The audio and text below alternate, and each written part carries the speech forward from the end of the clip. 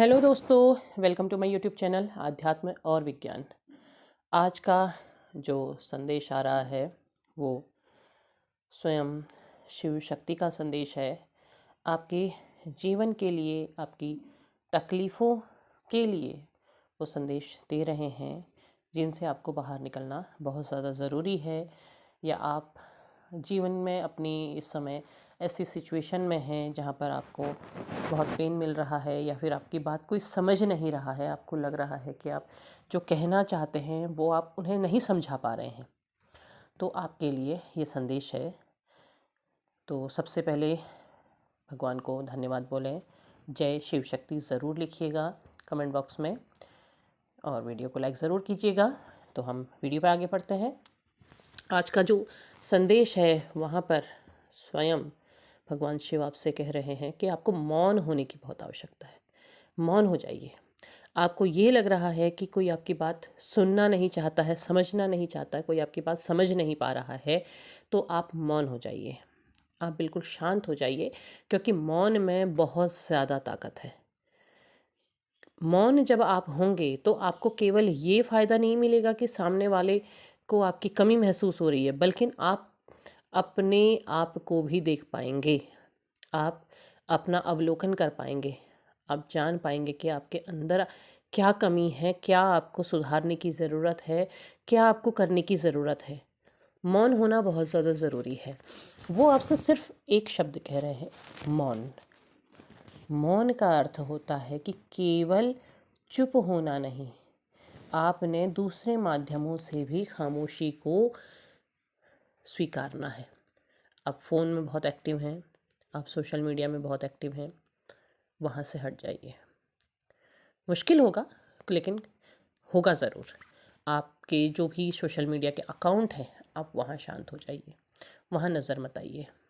आप वहाँ अपना एक्टिवेशन बिल्कुल बंद कर दीजिए। आपका मन नहीं लगता, दूसरी चीज़ देखिए जहाँ पर को आपको एक्टिव होने की ज़रूरत नहीं है। जैसे आप यूट्यूब देख रहे हैं तो आप वहाँ एक्टिव नहीं है, अपने अकाउंट में एक्टिव नहीं है, आप ऐसे देख रहे हैं, तो आप इस तरीके से कर सकते हैं। और दूसरी चीज़ में अपना मन लगाइए। आप जब तक मौन नहीं होंगे, आपके शब्दों की कद्र नहीं होगी।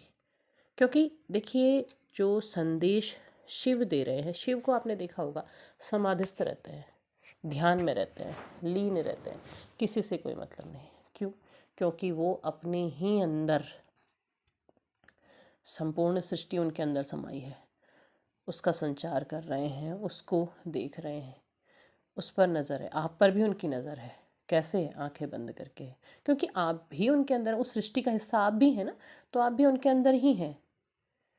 सब कुछ शिव के अंदर समाहित है, तो आप भी उसके अंदर ही हैं। वो वहाँ आपको देख रहे हैं, वो संचार कर रहे हैं। तो आपने भी मौन होना है और आपने अपने अंदर की ओर अपनी नज़र ले जानी है। और वो आप तब ले जा सकते हैं जब आप मौन होंगे, जब आप बाहर की दुनिया से हटेंगे। जब आप अपना बहुत ज़्यादा बोलना, बार बार कोशिश करना कि मुझसे बात कर लो, मेरे पास आ जाओ, मेरी बात सुन लो, ये सब बंद कर दो। बिल्कुल मौन हो जाओ, खामोश हो जाओ। आप खुद को जानेंगे। क्योंकि देखिए, जो बहुत ज़्यादा बोलता है, बहुत ज़्यादा बातें करता है, अक्सर उसको लोग मूर्ख समझ लेते हैं। उन्हें ये लगता है कि ये इतनी बातें कर रहा है, व्यर्थ के प्रलाप कर रहा है, बहुत सारी बातें कर रहा है, ये मूर्ख है। इसी अपनी मूर्खता का बार बार प्रदर्शन कर रहा है। तो आपको उन्होंने मूर्ख समझ लिया है कि पहले वो आपको बहुत होशियार समझते थे, बहुत समझदार समझते थे, लेकिन बाद में उन्हें लगा कि अरे नहीं, ये तो बहुत बोलती है, बहुत बातें करती है, ये तो मूर्ख है।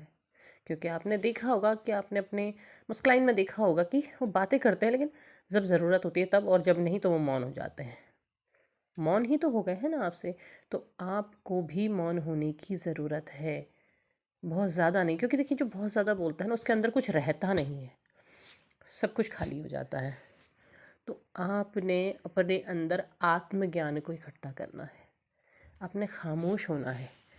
दूसरी बात जो आ रही है, दूसरी बात ये है कि आपने वहाँ नहीं जाना है जहाँ आपकी कद्र नहीं है। देखिए, कद्र क्यों नहीं हो रही है?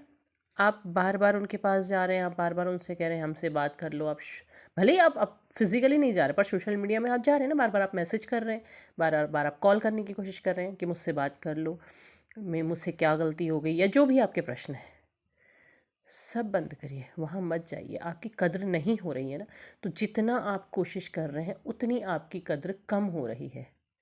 आपने वो कोशिश बंद करनी है। आपकी कद्र तभी होगी जब आप अपनी कद्र करेंगे। आप अपनी कद्र नहीं कर रहे, आप बस कोशिश कर रहे हैं। आप चाहते हैं कि आप से बात कर लें, आपसे मिल जाए, अरे वो तो आपका ट्विन पार्टनर है, आपको कैसे छोड़ के जा सकता, आपके लिए ही बना है। इन सब से ऊपर हट जाइए।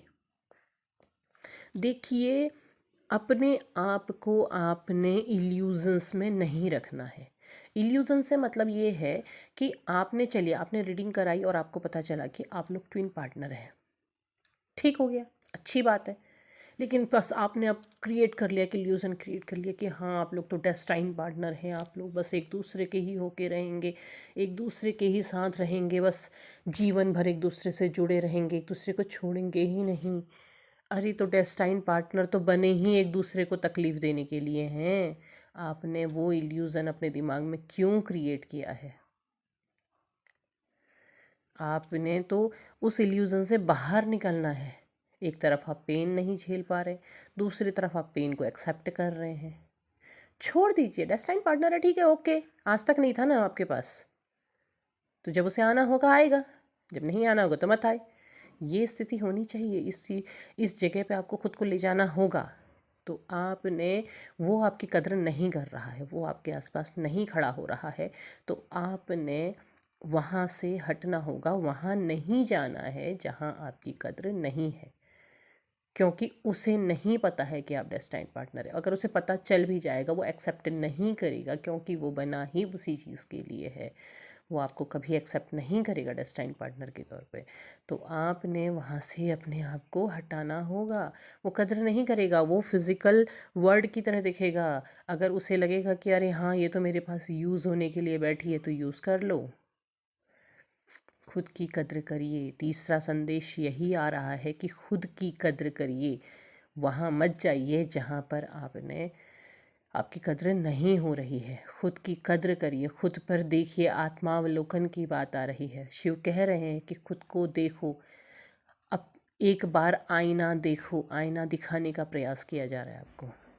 आप आईना देखो। आईना से मतलब है कि आपने आत्मावलोकन करना है, अपने आप को देखना है, आपके अंदर क्या है, क्या कमियां हैं, कहाँ पर आप गलत कर रहे हैं।